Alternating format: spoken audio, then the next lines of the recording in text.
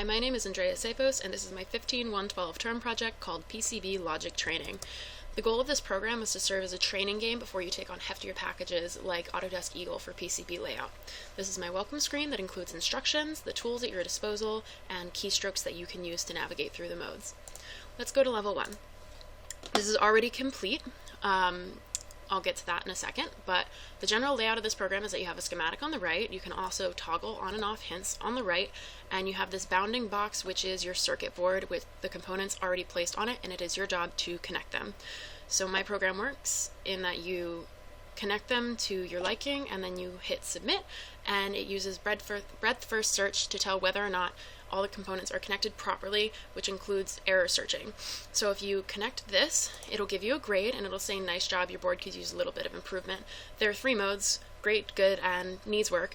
And it figures this out on a metric of the physical space that you used on the board. So I will go back and show you a better alternative to this board.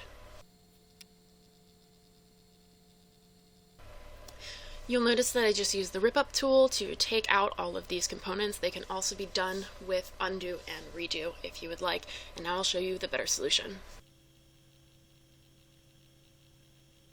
So you can see that both of these components were connected to the positive edge of the battery, and in other scenarios this could create an error if they were not supposed to be connected, which I can show you in the next level.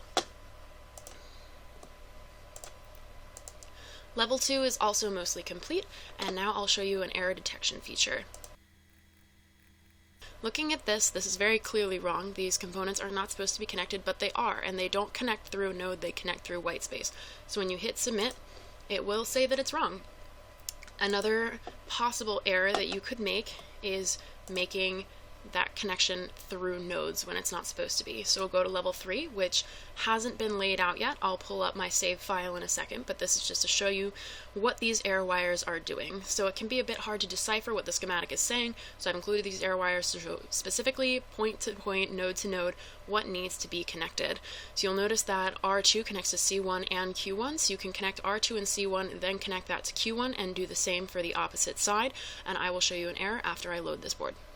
So here's the connected board, and I'll go ahead and rip up this blue trace here and lay down one that would cause an error.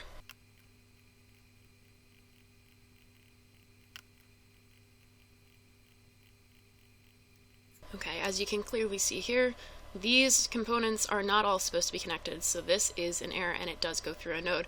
So when you click submit, it will tell you this is wrong, which is not surprising, but good that it happened.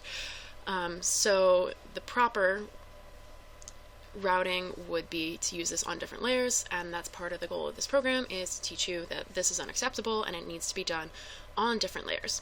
So now we can move to my last mode, which is create mode. And you'll notice on levels 1, 2, and 3, all the components started on the board for you already. In this mode, you get to place the components yourself, however you want.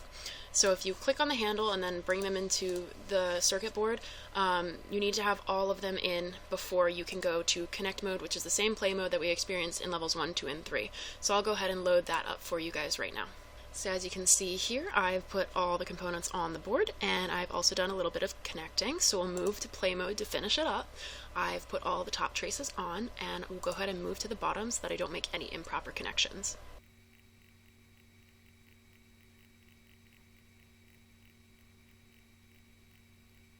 So now we can see it's all connected, and we can submit it and get a metric of how well we did, the same way as we could for all the other levels. So we'll click submit and it tells us great job. So now we'll do a quick run through of all the other features of this program. So we have undo, redo, and rip up. Those are all editing tools. And then we have red and blue are the 2 layers that you can run traces on.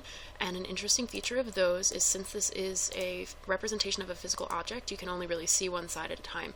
So if I put 2 layers through the same space, you'll see that in top view, we see the top layer on top. If we are in bottom view, we see the bottom layer on top. And if we click combined, it turns a completely different color to let us know that there are 2 traces there. And then clear moves everything away, and if we do the same thing in our mode for creation, if we click reset, everything bounces back off the board. So this has been PCB Logic Training. Thank you so much for watching.